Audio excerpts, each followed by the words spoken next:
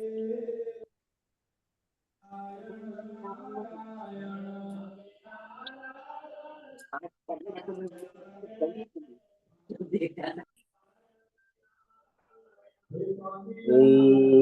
नमो भगवते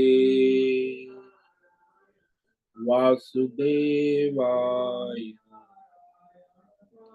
ओम नमो भगवते वासुदेवाय। ओम नमो भगवते वासुदेवाय। ओम नमो भगवते वासुदेवाय। ओम नमो भगवते वासुदेवाय। ओम नमो भगवते वासुदेवाय। ओम नमो भगवते वासुदेवाय। ओम नमो भगवते वासुदेवाय। ओम नमो भगवते वासुदेवाय। ओम श्री परमात्मने नमो नमः। ओम गणपतये नमो नमः। ओम सरस्वत्यै नमो नमः। ओम गुरुभ्यो नमो नमः। ओम सहना भवतु सहनौ भुनक्तु सह वीर्यं करवावहै तेजस्विनावधीतमस्तु मा विद्विषावहै। ओम शांति शांति शांति। सदाशिवसमारम्भां शंकराचार्यमध्यम् अस्मदाचार्यपर्यन्तां वन्दे गुरुपरम्पराम्। ओम पार्थाय प्रतिबोधितां भगवतां नारायणेन स्वयं व्यासेन ग्रथितां पुराणमुनिं मध्ये महाभारतम् अद्वैतामृतवर्षिणीं भगवतीम् अष्टादशाध्यायिनीम् अम्ब त्वामनुसन्दधामि भगवद्गीते भवद्वेषिणि। वसुदेवसुतं देवं कंसचाणूरमर्दनम् देवकी परमानन्दं कृष्णं वन्दे जगद्गुरुं। नमस्ते परमं ब्रह्म सच्चिदानन्दरूप निर्गुणाय नमस्तुभ्यं ओंकाराय नमो नमः। सर्वे दुर्गाणि तरन्तु सर्वे भद्राणि पश्यन्तु सर्वे सद्बुद्धिमाप्नोतु सर्वे सर्वत्र नन्दन्तु। ओम तत्सत्। ओम ओम।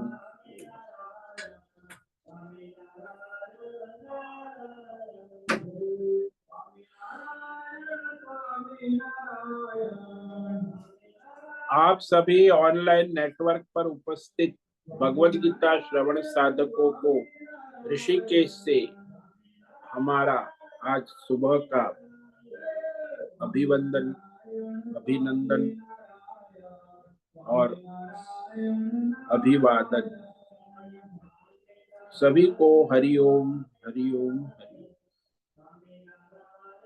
हम सबको आज का यह दिव्य दिन तन मन धन जन देश काल विषय वस्तु परिस्थिति अवस्थाएं व्यष्टि समष्टि अध्यात्म भौतिक दैविक क्षेत्र सभी को अपने अपने पूर्व में अनंत जन्मों में किए हुए संचित पाप पुण्य धर्म अधर्म मिश्र कर्म की पके हुए फल स्वरूप में वर्तमान में आज सभी को अपने अपने प्रारब्ध अनुसार परमेश्वरी अचिंत्य योग माया के माध्यम से प्रसाद स्वरूप में प्राप्त हुआ है।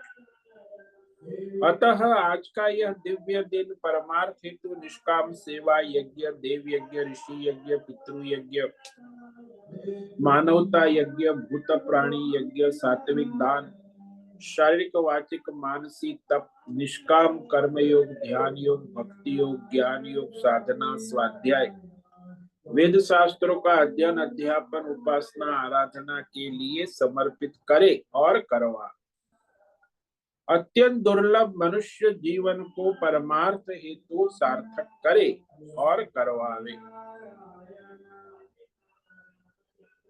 आज विक्रम संवत 2082 वैशाख मास कृष्ण पक्ष की 10वीं तिथि रात्रि 1:11 तक है। उसके बाद एकादशी लग जाती। एकादशी का व्रत आज शाम से ही शुरू हो जाता है और परसों समाप्त होता है। वैसे एकादशी का व्रत है वो 48 घंटे का। पूर्व भाद्रपद नक्षत्र ये सायं 5:46 तक है। उत्तर भाद्रपद नक्षत्र लग जाते हैं। आज है गुरुवार, गुरुजनों की आराधना उपासना का दिन है और यहाँ ग्रीष्म ऋतु चल रही। रात्रि का न्यूनतम तापमान 18 डिग्री रहा और दिन का अधिकतम तापमान 36 डिग्री रहा है। वायु की गति 5-10 किलोमीटर प्रति घंटा चल रही है।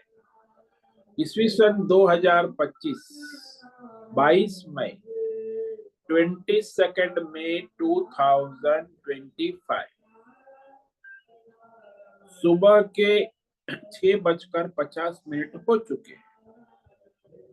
कलयुग का प्रथम चरण 5126वां वर्ष 7वां वैवस्वत मनवंतर श्वेत वराह कल ब्रह्मा जी का 26वां दिन और 51वां वर्ष अभी चल रहा।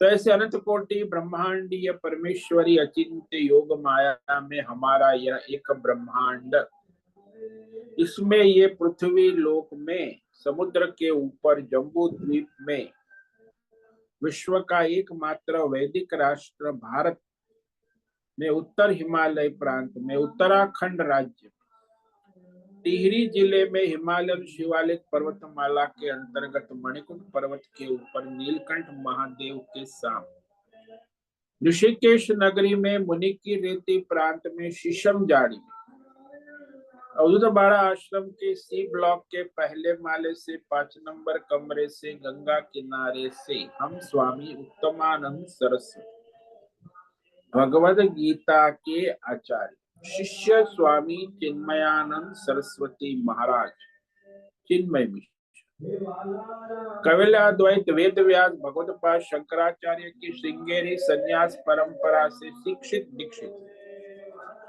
सनातन वैदिक भारतीय हिंदू धर्म अनुसार संपूर्ण भगवद गीता ज्ञान यज्ञ ऑनलाइन चैतन्यमय जीवन लाइव प्रसारण के अंतर्गत व्याख्यान माला में अध्याय 12 भक्ति योग के श्लोक नंबर 12 पर संस्कृत एवं हिंदी में व्याख्यान करेंगे।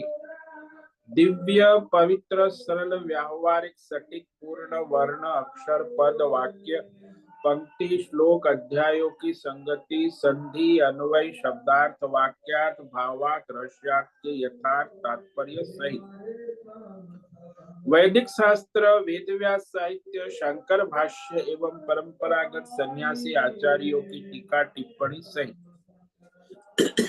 आज का यह भगवत गीता व्याख्यान करेंगे। कृपया आप सभी श्रद्धा भक्ति ध्यान से परिपूर्ण होकर के यह दिव्य श्रवण साधना करें। इसमें से कुछ ग्रहण करे, कुछ धारण करे, कुछ अपने जीवन में चरितार्थ करे और उसमें निरंतरता लाए। अपनी अपनी आध्यात्मिक भौतिक दैवी अशांति द्वंद्व मोह विक्षेपों से रहित होकर के अधार्मिक अशास्त्रीय परंपरागत भ्रम भ्रांतियों से रहित होकर के अपने अपने शरीर इंद्रिय प्राण मन वचन कर्म और बुद्धि से एक रूप एकाग्र होकर शुद्ध सात्विक सूक्ष्म भगवत विवेक बुद्धि करे। वेद शास्त्र एवं आचार्य परंपरा अनुसार विवेक बुद्धि करे और करवावे। पुनः पुनः इस व्याख्यान का श्रवण करे, मनन करे, चिंतन करे, लेखन करे, चर्चा विचारणा करे, प्रचार प्रसार करे, लिंक भेजे, ग्रुप में शेयर करे। अपना और सबका परम कल्याण करे और करवावे। ओम तत्सत। ओम ओम।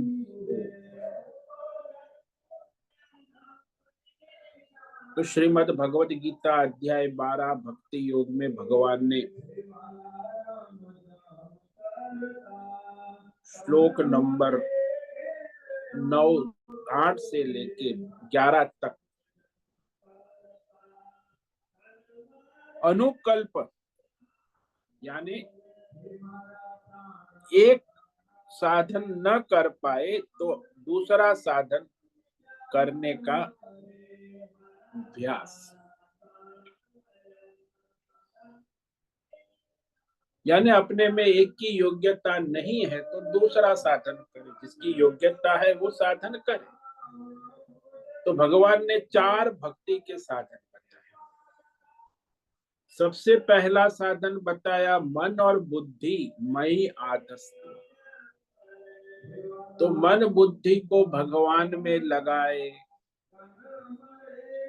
अच्छा, मन बुद्धि यानी विश्व रूप सर्वव्यापी परमेश्वर। तो संसार में भेदभाव राग द्वेष छोड़कर विश्व रूप परमेश्वर की आराधना करना मन बुद्धि लग।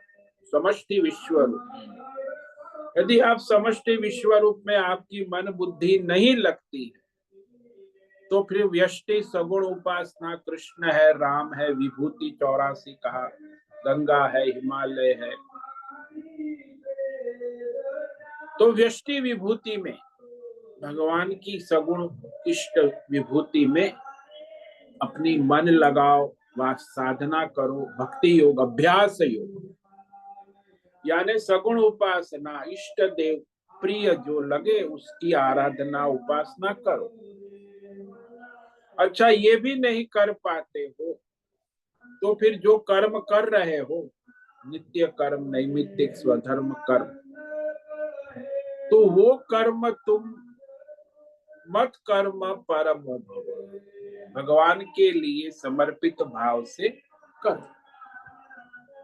राग द्वेष छोड़कर, कामना इच्छा वासना छोड़कर ईश्वर के लिए भगवान को समर्पित भाव से अपना स्वधर्म कर्म करो। कर्मयोग निष्काम। यदि तुम निष्काम कर्म योग करने में भी समर्थ नहीं हो तो भगवान ने चौथा साधन बताया, सर्व कर्म फल त्यागम कुरु, यानी सर्व कर्म फलों का आश्रय छोड़कर ईश्वर का आश्रय लेकर करने योग्य प्रारब्ध अनुसार स्वधर्म कर्म करे। जो भी वर्तमान में, बहुत आगे पीछे भूतकाल भविष्य काल की चिंता ना करे। तो इसमें भी मन बुद्धि का संयम रखना आवश्यक है। तो जो भी नित्य नैमित्तिक अपने स्वधर्म कर्म जो भी है, यज्ञ दान तप, सर्व कर्म में अच्छा बुरा सब आए। तो अच्छे कर्म है प्रभु को समर्पण करे, बुरे कर्म है प्रभु के पास निवेदन करे कि हे प्रभु ये बुरे कर्म हो गए, इसे क्षमा करे, दोबारा हम ऐसे अधर्म पाप बुरे कर्म नहीं करेंगे।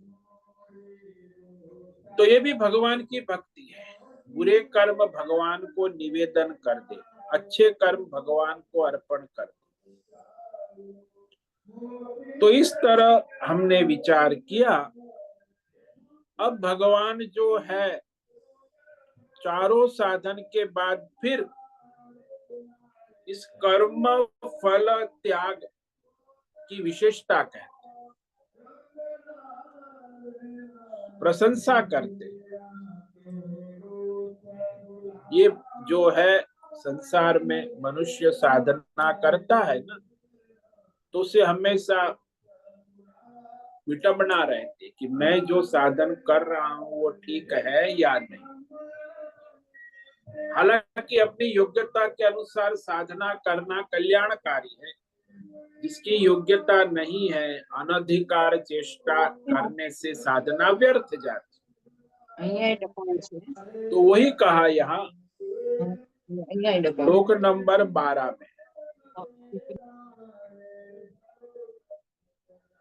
श्रेयो हि ज्ञान अभ्यासा ज्ञानात् ध्यानं विशिष्यते ध्यानात् कर्म फल त्याग त्यागात् शांतिरनंतरम।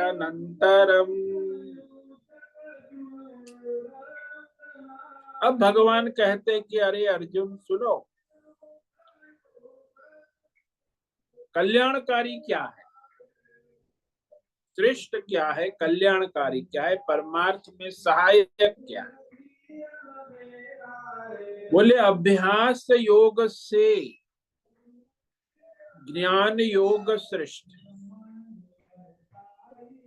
ज्ञान योग से ध्यान योग श्रेष्ठ है, और ध्यान योग से सर्व कर्म फल त्याग श्रेष्ठ है, यानी श्रेष्ठता बताते हैं। आरोह अवरोह के अनुसार श्रेष्ठता। अब देखो अभ्यास योग, कई बार हम लोगों को कहते हैं ना कि भाई तुम माला ले लो, ये लो माला, और ओम नमः शिवाय ओम नमः शिवाय राम राम राम राम जप करो। तो जो शिव जी का भक्त है वो ओम नमः शिवाय अभ्यास करेगा, राम जी का भक्त है राम का अभ्यास। अच्छा, ये जो अभ्यास है जप, उससे काम हो जाएगा? बोले नहीं होगा। आप जो राम राम राम कर रहे हैं, तो ये पता है कि ये राम कौन है? तो राम के बारे में ज्ञान प्राप्त होना वो जरूरी है। राम राम अभ्यास करना अच्छी बात है, लेकिन राम राम अभ्यास जप करने से, अभ्यास करने से भी राम का स्वरूप क्या है, राम का ज्ञान, राम कौन है, राम जी का ज्ञान श्रेष्ठ है।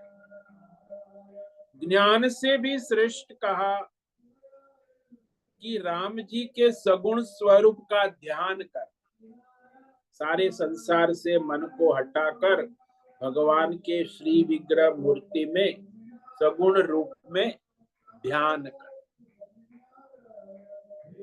भगवान राम के सगुण मूर्ति का ध्यान करने से भी श्रेष्ठ है सर्व कर्म फल आश्रय त्याग। इसका मतलब कि सारे कर्मों को और कर्म के फलों को भगवान राम के चरणों में समर्पित करना, तो ये श्रेष्ठ हुआ।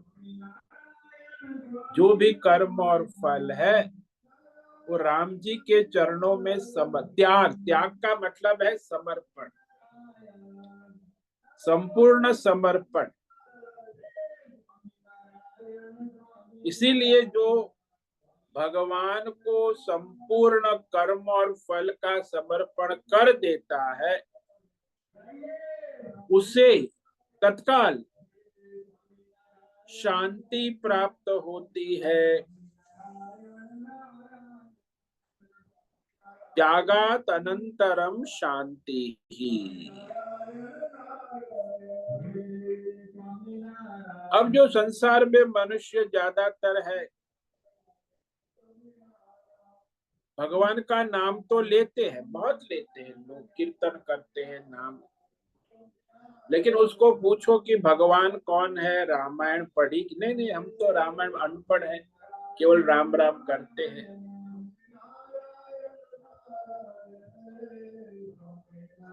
तो वह राम के स्वरूप को जानने का शास्त्र ज्ञान, प्रभु के नाम से, आजकल कई नाम संप्रदाय वाले आ गए, बोले कुछ करने की जरूरत नहीं, बस केवल नाम जप करो, हरे कृष्ण हरे हरे हरे, कुछ करने की जरूरत, राम राम राम ओम नमः शिवाय जप करो, आपका बेड़ा पार। अरे भाई ये ठीक है, अभ्यास आप कर रहे हो भगवान, लेकिन उस भगवान के शास्त्र के अनुसार राम कौन है, कृष्ण कौन है, शिव जी कौन है, उनका ज्ञान होना, उसको जानना, ये कल्याणकारी है, श्रेय का भगवान। अभ्यासात ज्ञानम श्रेय।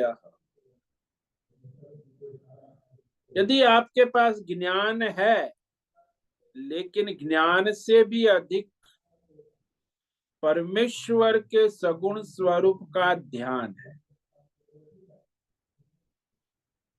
विशिष्यते का, ध्यानम विशिष्यते,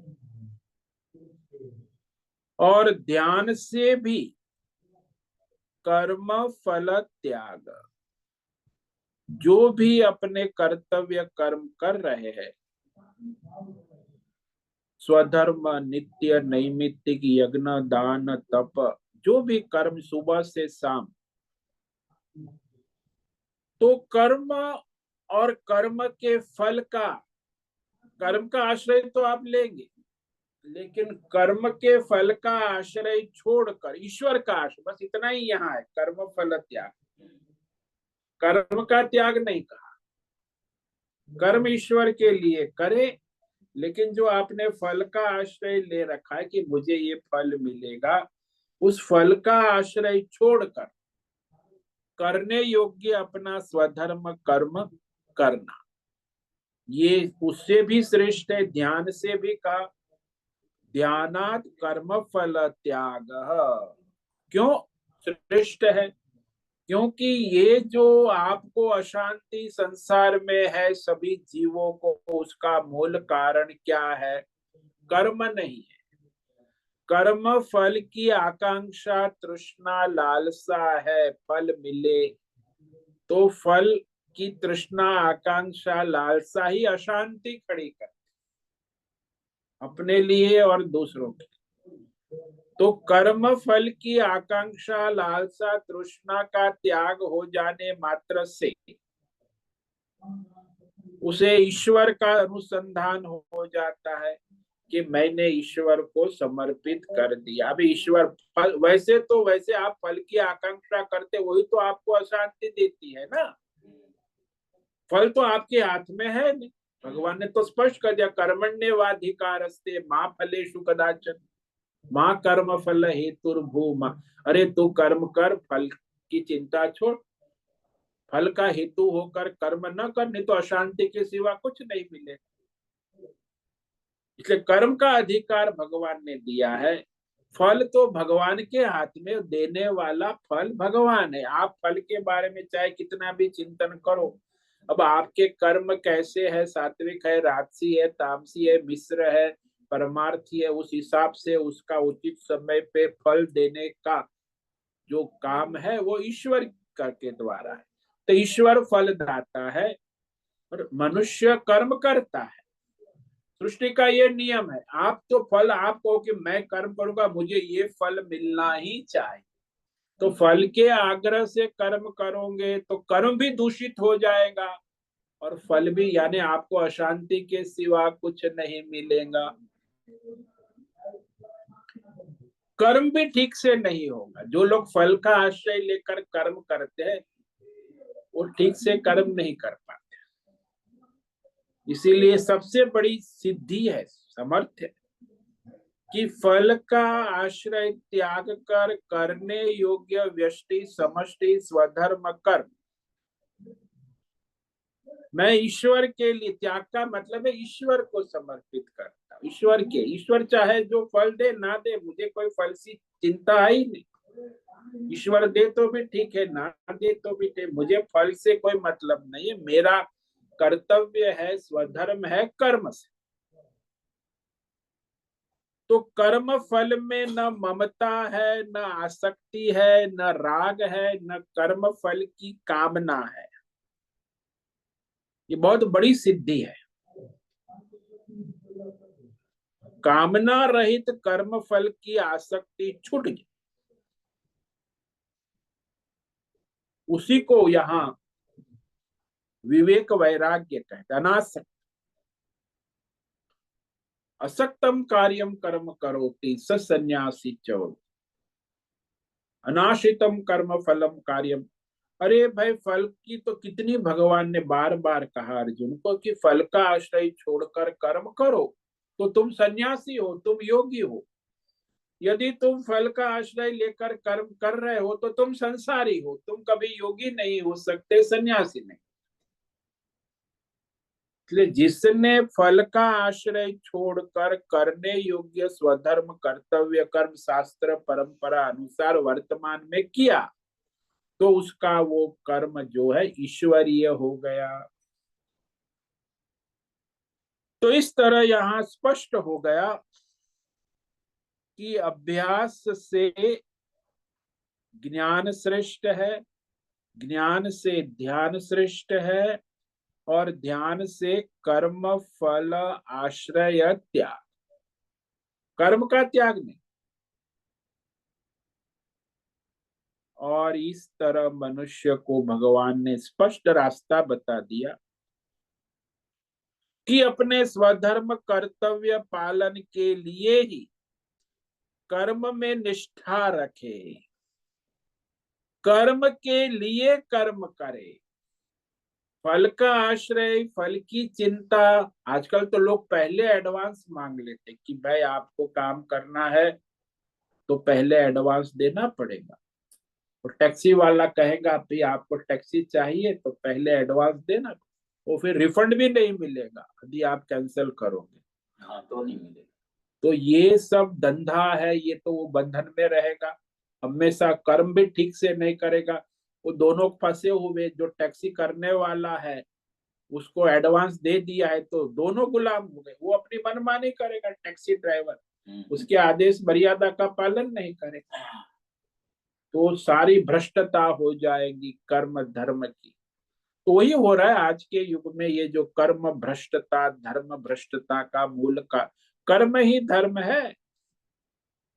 कर्तव्य पालन ही सबसे बड़ा धर्म है, वो भी फल का आश्रय छोड़कर करना, उसी में सबका कल्याण है, जीव का भी और जगत का। लेकिन ऐसा करने वाले बहुत कम है। आज देखो दुनिया में 2-5% मिलना भी मुश्किल। सब फल की चिंता चिंतन और क्या क्या करते फल के लिए, चोरी चकारी लूटपाट भ्रष्टाचार, बिना कर्म किए फल चाहिए भाई, यहां तक गिर गए। तो ये मूर्खता की पराकाष्ठा है, उसका फल अच्छा नहीं है। तो यहाँ भगवान ने कहा कि अहंकार से, यानी कोई कर्म ना करे, ईश्वर के लिए करे, अविवेक पूर्वक श्रद्धा रहित यदि आप अभ्यास करते तो भी व्यर्थ। चलो भाई आपने कह दिया, गुरु जी ने कहा हमारे, तो अभ्यास कर लेते हैं। अरे भाई तुमको इच्छा नहीं हो रही है कि नहीं, मम्मी पापा ने कहा तो मैं थोड़ा गीता पढ़ लेता हूँ श्लोक, मम्मी ने कहा पापा, अरे मुझे तो, तुझे इंटरेस्ट नहीं है फिर मम्मी पापा के लिए। तो इस तरह मनुष्य जो है अभ्यास करता है लेकिन किसी कारण के लिए, शास्त्र तो कहा श्रद्धा रहित अभ्यास जो है वो व्यर्थ। ये स्वाध्याय अभ्यास कई लोग पढ़ते, कई जिंदगी भर, हमारे एक महात्मा जी थे वहां तो चार उपनिषद गीता सब पढ़ते थे, रोज सुबह उठ जाते थे 4 बजे, 4 घंटे गीता पूरी पढ़ लेते थे उपनिषद।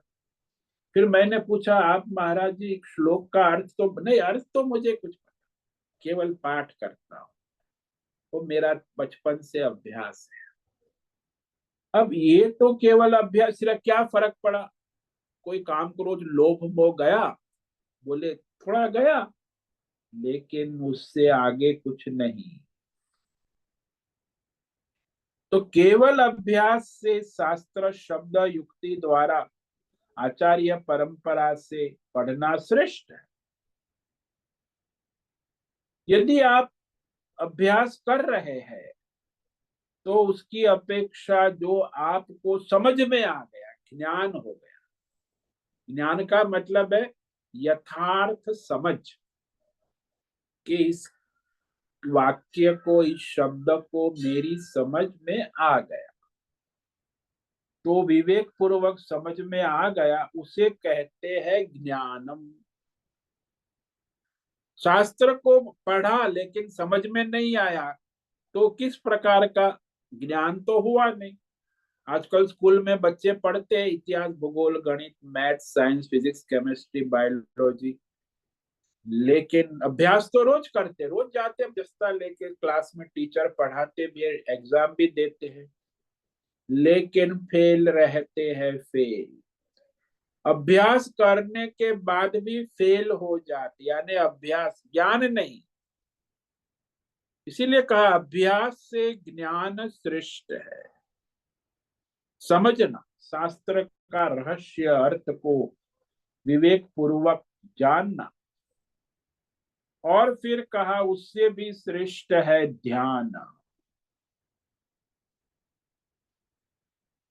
जो धारण कर, ध्यान का मतलब है ज्ञान को धारण करना, धारणात ध्यान, धारणा के बाद ही ध्यान आता है।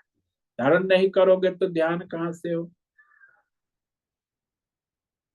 तो यहाँ सहज में कहा कि इस ध्यान से ते भी कर्म फल त्याग, यानी फल के आश्रय का त्याग कर ईश्वर का आश्रय ले।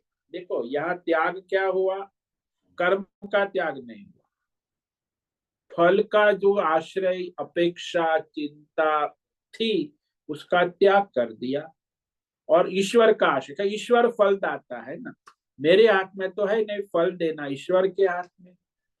तो इतना विवेक जिसको है वो कर्म करता है, और जो ईश्वर देता है वो प्रसाद स्वीकार कर, तो स्वयं फल का आश्रय छोड़ देता है, ईश्वर का आश्रय ले लेता है। तो उसे क्या मिलता है, बोले इस फल का आश्रय त्याग कर ईश्वर का आश्रय लेने से तत्काल ही संसार के सारे विक्षेप, अशांति, भय, शोक, टेंशन, तनाव से रहित होकर शांति को प्राप्त होता है। आजकल बहुत दुनिया में स्ट्रेस है, तनाव है, बहुत। सब मनुष्य में, समाज में, संस्था में, सरकार में, व्यष्टि में, समष्टि में। क्यों? क्योंकि फल की अपेक्षा बहुत है सभी को, व्यष्टि, समष्टि। कंपनी में भी बड़ा अपेक्षाएं होती है, प्रॉफिट की, प्रगति। अरे भाई कर्म करो, बाकी जो देना है दाता भगवान, लेकिन नहीं, हमें फल चाहिए, रिजल्ट मिलना चाहिए, रिपोर्ट दो, रिजल्ट दो। कॉर्पोरेट वर्ल्ड में भी देखो कितनी अशांति, वो कोई कर्म योग तो करता ही नहीं, और कर्म ठीक से करते नहीं है, फल का आग्रह करते हैं और परेशान होते हैं। अशांति, अशांति, अशांति। तो उसे कभी शांति नहीं मिलती। सभी लोग कहते महाराज सब कुछ है मेरे पास, लेकिन शांति नहीं। क्यों शांति नहीं है? क्योंकि फल का आश्रय है, संसार का आश्रय, ईश्वर का आश्रय नहीं। बोले नहीं, हम ईश्वर का भी आश्रय लेते हैं, संसार का भी आश्रय लेते हैं, फल तो ऐसे खिचड़ी पकाने से क्या होगा। श्रेय कहा, श्रेय परम कल्याण क्रम से बताया भगवान ने, सबसे श्रेष्ठ। श्रेय का मतलब होता है परम कल्याण, श्रेय का अर्थ होता है परमार्थ, ईश्वरीय मार्ग, जिसमें सबका हित भला कल्याण हो, श्रेय है, अपना और सबका। अभ्यास से आचार्यों ने कहा कि ज्ञान के लिए भी किया गया शास्त्र श्रवण, वो श्रवण केवल अभ्यास है। कई लोग श्रवण बहुत करते लेकिन समझते कुछ नहीं। अरे महाराज आपने गीता कह दी, सुबह मैं सुनता, बड़ा मेरा दिन अच्छा जाता है। अरे भाई आपने भगवत गीता श्रवण किया, कुछ समझ में आया, कुछ अपने जीवन में परिवर्तन हुआ, कुछ जीवन में चरिता, वो नहीं, वो तो कुछ नहीं, बस अच्छा लगता। तो अभ्यास तो है श्रवण का, लेकिन कुछ ज्ञान नहीं हुआ, समझ में नहीं आया। समझ में आए तो ज्ञान हुआ ना। और ज्ञान से भी ध्यान धारण किया उसने।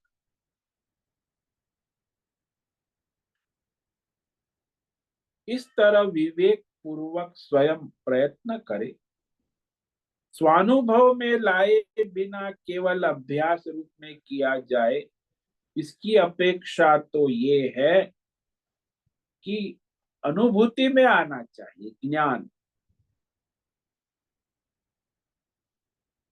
यथा शास्त्र यथा युक्ति परमात्मा तत्व के यथार्थ विवेक निश्चय दृढ़ होना ये आवश्यक। इसीलिए शास्त्र अभ्यास श्रवण करने से बेहतर है शास्त्र ज्ञान। ज्ञान को कहने का अर्थ है बिना समझे करने की अपेक्षा समझकर विवेक पूर्वक अनुभव कर उसे बेहतर करना अभ्यास। ये ज्ञान श्रेष्ठ।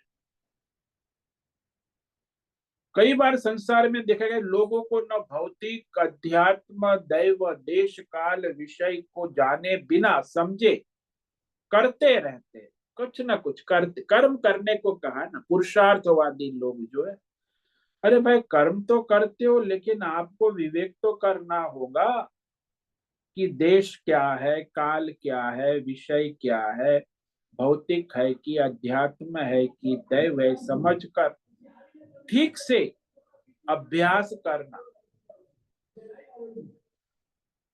ये न्याय है। अभ्यास पुनरावृत्ति करना, वो भी पुनरावृत्ति में पुनः पुनः अभ्यास में लगना, लेकिन वो भी विवेक पूर्वक। कोई भी कर्म बिना जाने समझे और बिना शास्त्र प्रमाण के जानबूझ के मनमानी ना करे। जो मनमानी आजकल कर्म होते हैं बड़ा कष्टदायी होता, और फिर वो परेशान रहते। तो पहले तो समझे कि मुझे क्या करना है, क्या श्रेष्ठ है, क्या कर्म की सारी जानकारी रखना शास्त्र के अनुसार श्रेष्ठ है। आपको परेशानी है, सुबह आपके पेट में गड़बड़ है, पेट, तो आपको पता है कि क्या करना चाहिए। तो इसके लिए आपको पहले 4 बजे उठ के 2-3 गिलास गुनगुना पानी पीकर योग प्राणायाम कसरत करने, तो आपकी पेट की समस्या समाप्त हो जाए। लेकिन वो पता नहीं, तो गोली खाते, पेट साफ की गोली। हाँ, तो अंग्रेजी दवा बहुत चल। अब वो खाली गोली में कोई ज्ञान तो है नहीं, जड़ता है, फिर उसके साइड इफेक्ट रिएक्शन, किडनी खराब हो जाती है, फिर गोली खाते। तो अंग्रेजी दवा के चक्कर में ज्ञान, प्राकृतिक ज्ञान होना, शास्त्र का ज्ञान होना जो सहज में आपको स्वस्थ रखता है। तो कर्मों की जानकारी रखकर कर्म करना श्रेष्ठ है। क्या कर रहा हूं उसकी पूरी जानकारी शास्त्र के अनुसार, धर्म के अनुसार, परंपरा के अनुसार होना आवश्यक। जैसे घर में माता है, वो हलवा बनाती है, तो हलवा बनाती है तो उसको पता है, उसकी दादी उसकी माँ के पास वो बचपन से जानती है, सीखी है, तो उसे अभ्यास भी है, ज्ञान भी है। तो हलवा बढ़िया बना, तुरंत 10 मिनट में हलवा बना के गरम गरम खिला, क्योंकि ज्ञान है, अभ्यास। तो कोई भी कर्म हो, ऐसे हलवा नहीं, कोई भी छोटा बड़ा कर्म हो, उसमें पूर्ण ज्ञान और अभ्यास की आवश्यकता है। ज्ञाना ज्ञान से कहा कि ध्यान श्रेष्ठ। ध्यानम, ज्ञान पूर्वक किया गया ध्यान। कई लोग बैठ जाते, मैं तो ध्यान में बैठा भगवान के साथ। अरे भाई, आपको पता है ये भगवान का स्वरूप क्या है? ये भगवान ने शंख चक्र गदा धारण की है। चक्र का स्वरूप क्या है? शंख वेद है, चक्र जो है वो काल चक्र है। ये सब भगवान के तत्व का ज्ञान ना होकर केवल मूर्ति का ध्यान करने पर, ये मूर्ति का ध्यान नहीं चले। भगवान के स्वरूप का ज्ञान ठीक से होकर सगुण ध्यान करना श्रेष्ठ। तो ज्ञान मात्र से संतुष्ट व्यक्ति तो समझकर उस बात की उपेक्षा कर देता है कि मैं समझ चुका, किंतु उस पर अपना ध्यान, सगुण ध्यान एकाग्रता पूर्वक केंद्रित करने वाला भगवान के सूक्ष्म तत्व को समझ सकता, कि ज्ञान के बाद ध्यान के द्वारा। तो सूक्ष्म रहस्य को समझना आवश्यक। एकाग्रता होती है, उसमें सूक्ष्म गहराई से भगवान का ध्यान होता है। तो ज्ञान पूर्वक समझे हुए ठीक से जो ध्यान होता है वो श्रेष्ठ है। बिना जाने, बिना समझे, बिना ध्यान को यहाँ बेहतर नहीं कहा। शास्त्र के अनुसार, आचार्य परंपरा के अनुसार वह मूर्ति का ध्यान करना आवश्यक। पूजा करते कि चलो भाई आज गुरुवार है, गुरु की पूजा, लेकिन गुरु मूर्ति है, कैसे करें, तो समझना आवश्यक। ज्ञान पूर्वक ध्यान की प्रशंसा कर रहे हैं। आजकल ध्यान की बाजार लगी हुई है और ज्ञान तो कुछ है ही नहीं। न शम दम है, इंद्रियों का संयम है, टेक्नोलॉजी, ध्यान की टेक्नोलॉजी, सबको अलग अलग टेक्नोलॉजी सबके पास। शास्त्र के अनुसार पर उसने अपने आप स्वयं, जैसे कॉर्पोरेट वाले नए नए प्रोडक्ट लाते हैं ना, ऐसे आज अध्यात्म जगत में भी सब अपने अपने मार्केटिंग टेक्नोलॉजी, आध्यात्मिक ध्यान और योग में अपनी अपनी टेक्निक लगा। उससे कुछ लाभ तो होता है, लेकिन वो कोई कल्याणकारी नहीं। सामान्य लाभ होता है तो लोग उससे आकर्षित हो जाते। इसीलिए कहा ध्यान जो है वह केवल समझकर ज्ञान पूर्वक हो तब सार्थक। ऐसे ही ध्यान में बैठ जाने से कुछ होता नहीं। और इस ध्यान से भी कहा कर्म फल को त्यागना सर्वश्रेष्ठ है। यानी कर्म करना, फल का आश्रय छोड़कर, संसार का आश्रय छोड़कर, ईश्वर का आश्रय लेकर अपना स्वधर्म कर्तव्य कर्म ईश्वर के लिए करें। दुनिया में 99% लोग हैं कर्म करते, किसके लिए करते हैं? संसार के लिए करते हैं, फल के लिए करते हैं, लाभ के लिए करते, हानि के लिए भी करते। कर्म तो करते हैं सारी दुनिया, कोई फायदे के लिए करता है, कोई किसी को हानि पहुंचाने के लिए, चोर चारे लुटेरे वो दूसरे को कर्म हानि पहुंचाते।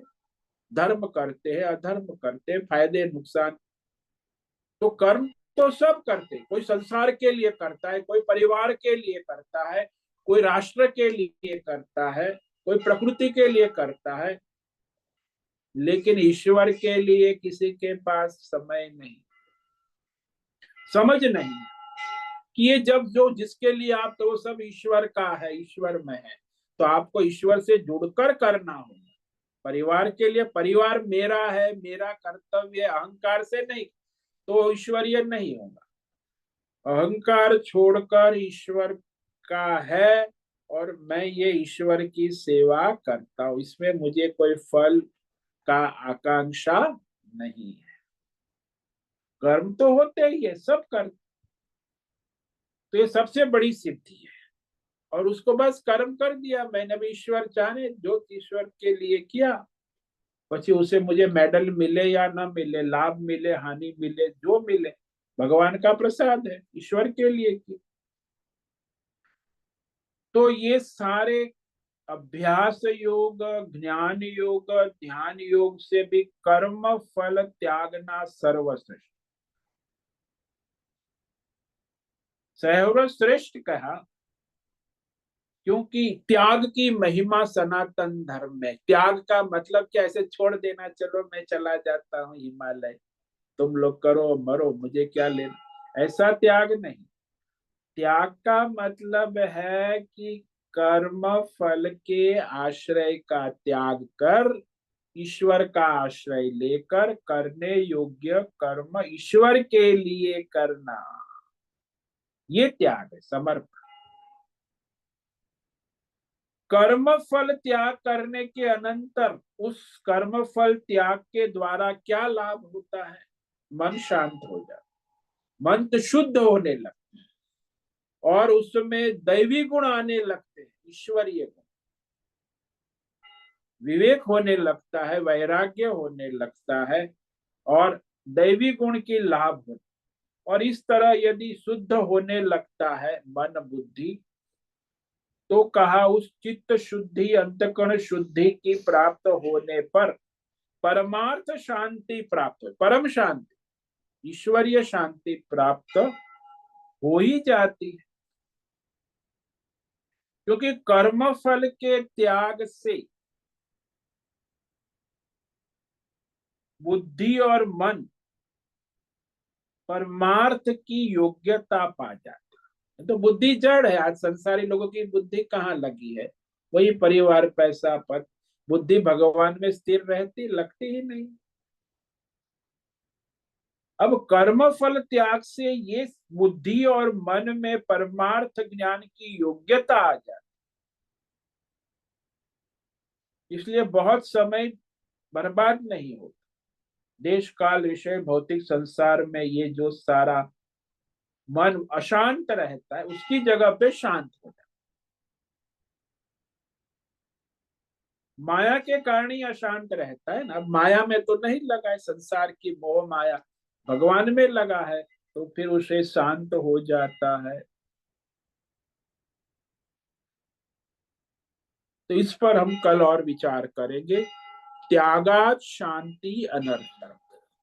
कर्म फल त्याग, त्याग का मतलब छोड़ना नहीं समझना, त्याग का मतलब है कर्म करना। यहाँ सबसे बड़ी भ्रमणा यही है दुनिया में कि लोग समझते हैं कर्म का त्याग कहा है भगवान ने। अरे भाई, कर्म का त्याग नहीं कहा, फल के आश्रय का त्याग कर ईश्वर का आश्रय लेकर करने योग्य स्वधर्म कर्म करते जाओ, तो आपका परमार्थ प्रशस्त हो जाएगा, ईश्वरीय मार्ग पे आ जाए।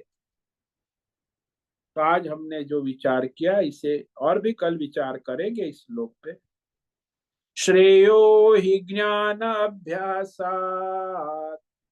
ज्ञानाध्यानम विशिष्यते ध्यानात् कर्म फल त्याग त्यागात् शांतिरनंतरम।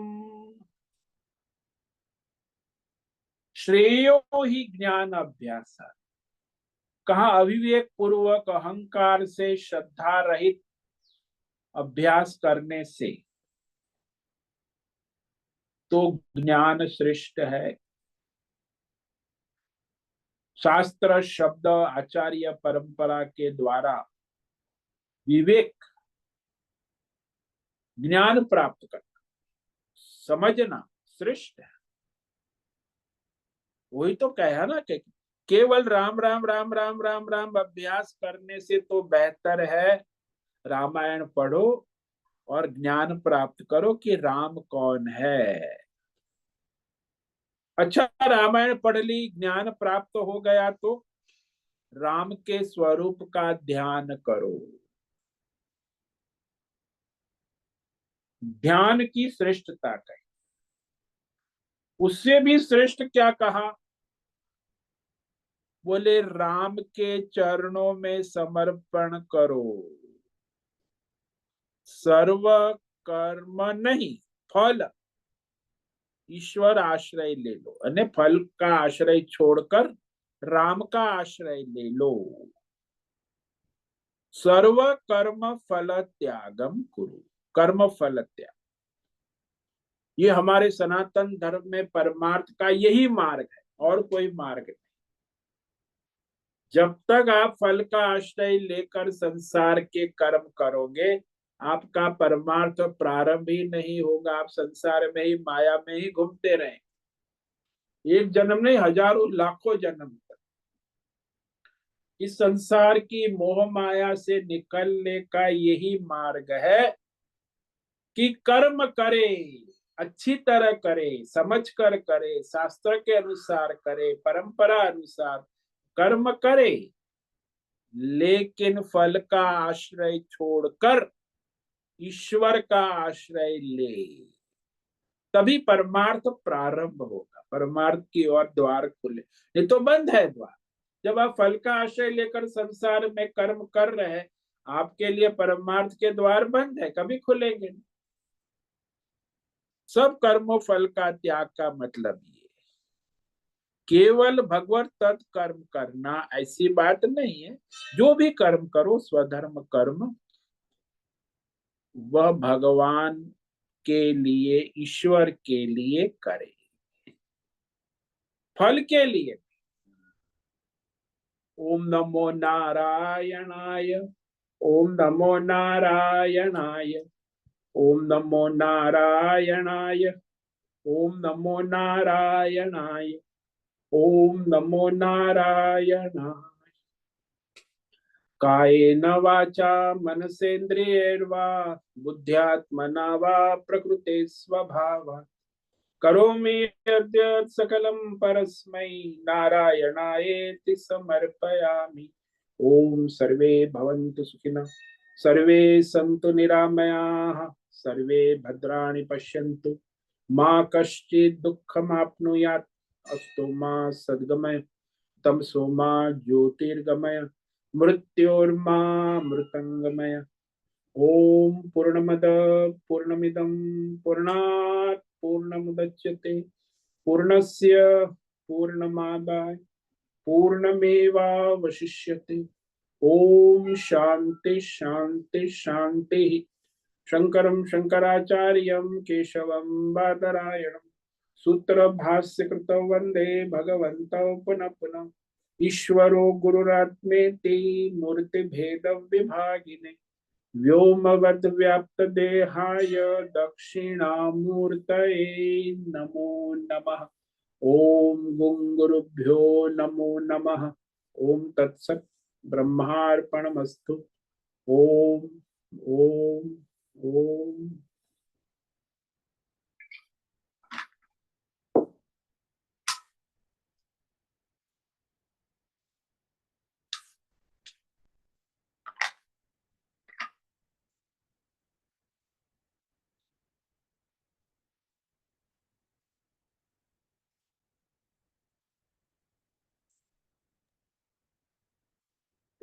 नमो नमः गुरुदेव।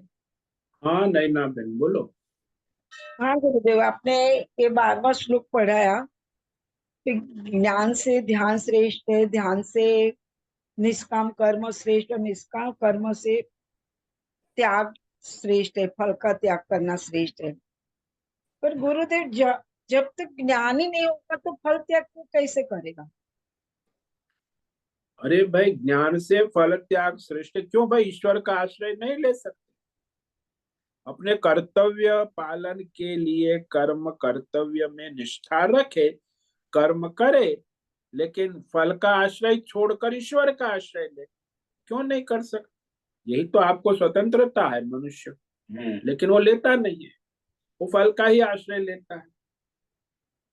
मानो कि विवाह कर रहा है, उसको पूछो विवाह क्यों कर रहा है? ईश्वर के लिए कर रहा है। ईश्वर का आश्रय लेकर विवाह करो। नहीं नहीं, संसार का आश्रय लेकर, कामना का आश्रय लेकर, वासना का आश्रय लेकर, पैसे का, आजकल तो पैसे का ही विवाह होता है। तो किसका विवाह हो रहा है? आप लोग विवाह कर रहे हो, किसका आश्रय लेकर कर रहे हो? पैसे का आश्रय लेकर, परिवार का आश्रय लेकर, संपत्ति का आश्रय लेकर, डिग्री का आश्रय लेकर? ईश्वर का आश्रय लेकर कौन विवाह करता है? तो यही सबसे बड़ी विटंबना है। विवाह करना हाँ? ज्ञान ही बीच में आ गया ना, कि उसको ज्ञान ही नहीं है कि ये करना है। अरे ईश्वर है, उसका ज्ञान नहीं है क्या? ईश्वर के लिए नहीं हो सकता? सब जानते ईश्वर को, क्या नहीं जानता है? ईश्वर का ज्ञान कहाँ से लाने की जरूरत है क्या? दुनिया में ईश्वर का परिचय करने की जरूरत है क्या किसी को? बच्चा बच्चा जानता है ईश्वर है, लेकिन ईश्वर को समर्पण होना ये महत्व का है ना, समर्पण नहीं। समर्पण और तो त्याग फिर करते हैं तो समर्पण आ जाता है। हाँ, समर्पण है तब त्याग होता है, नहीं तो कहाँ से होगा? अहंकार है तो कैसे होगा? अहंकार, श्रद्धा नहीं है, अहंकार है, तो फिर वो कहाँ से करेगा? फिर वो डिग्री और सब आ जाता है, पैसा और सब आ जाता हाँ, संसार ही आता है बस। सारा जो कर्म का केंद्र बिंदु, विवाह करते हो धूमधाम से, इतना लाखों का खर्च भी करते हो, लेकिन धियक के दिन पर कोई विवाह में कोई दम ही नहीं होता, क्योंकि परमार्थ है ही नहीं। दोनों पति पत्नी सब अपना स्वार्थ काम। है।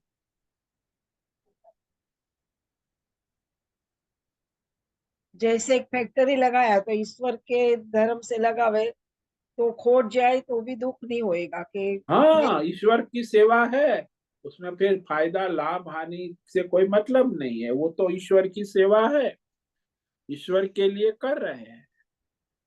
फिर लाभ हो या हानि हो, यानी फल में ममता, आसक्ति, राग, द्वेष ना हो, विवेक हो। सबसे बड़ी समस्या ये कर्म की नहीं है, कर्म फल की आसक्ति की है संसार में। ये आसक्ति छोड़ो, भगवान गीता में भगवान ने कर्म छोड़ने को अर्जुन को नहीं कहा।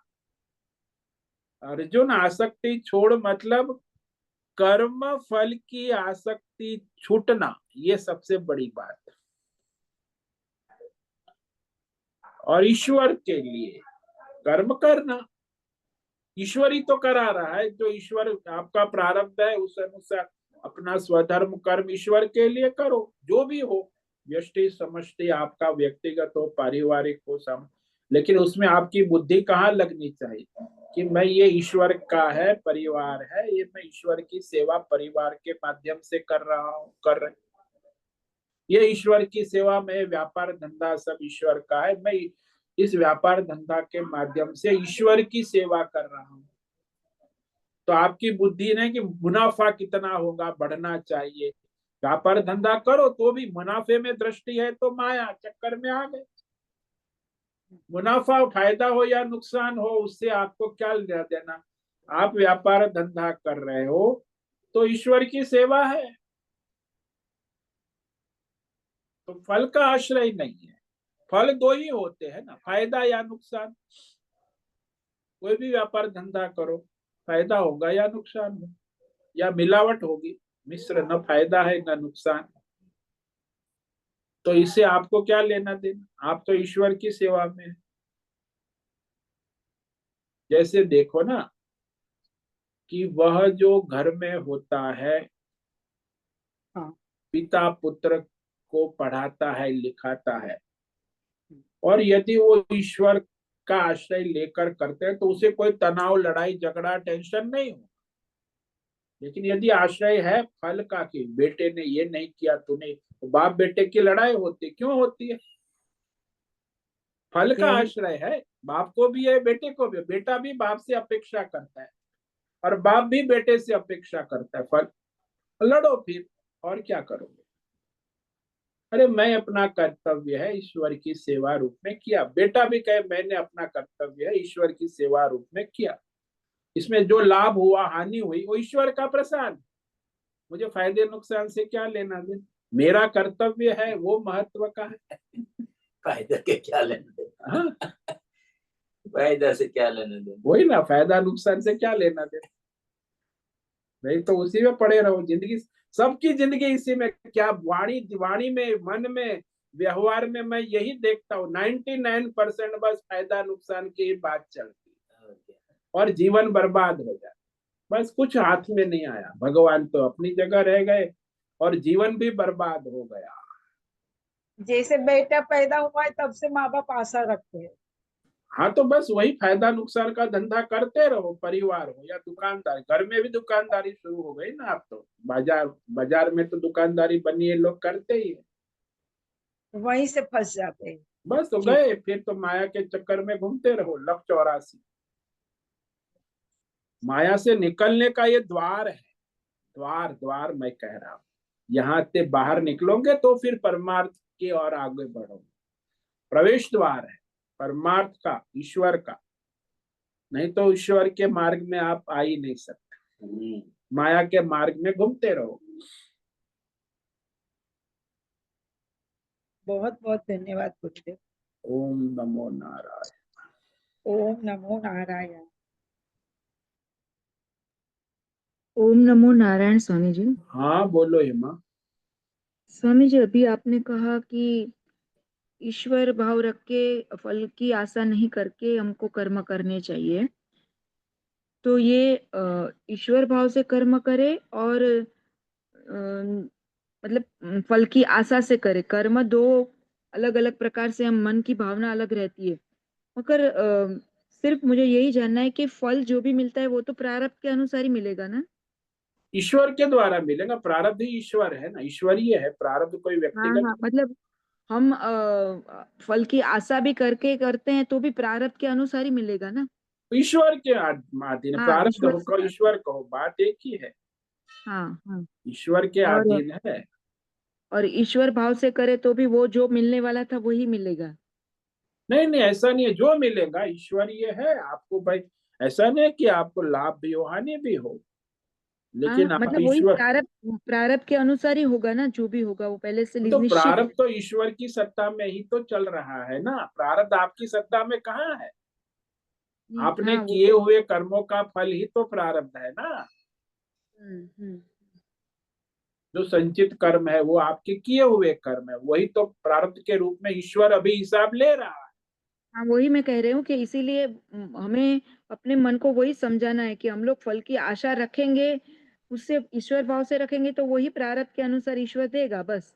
जो भी लाभ हाँ, होगा हानि आपके होगा। कर्म के अनुसार, प्रारब्ध के हाँ, अनुसार नहीं, जैसे कर्म कर्म के। करेगा हाँ वैसा फल देगा ही, वो प्रारब्ध में देगा।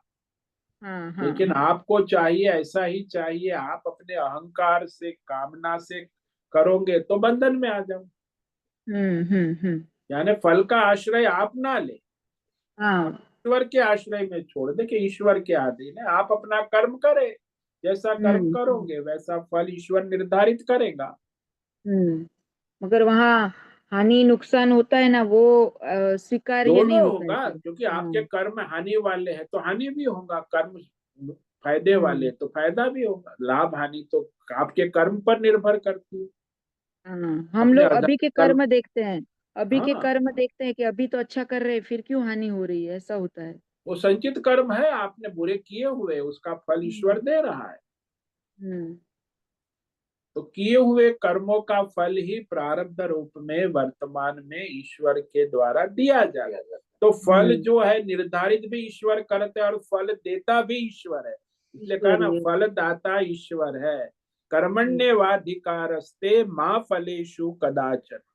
यदि फल के चक्कर में हो गए तो आप माया के चक्कर में आ गए, ईश्वर से अलग हो गए, फिर घूमते रहो माया के चक्कर।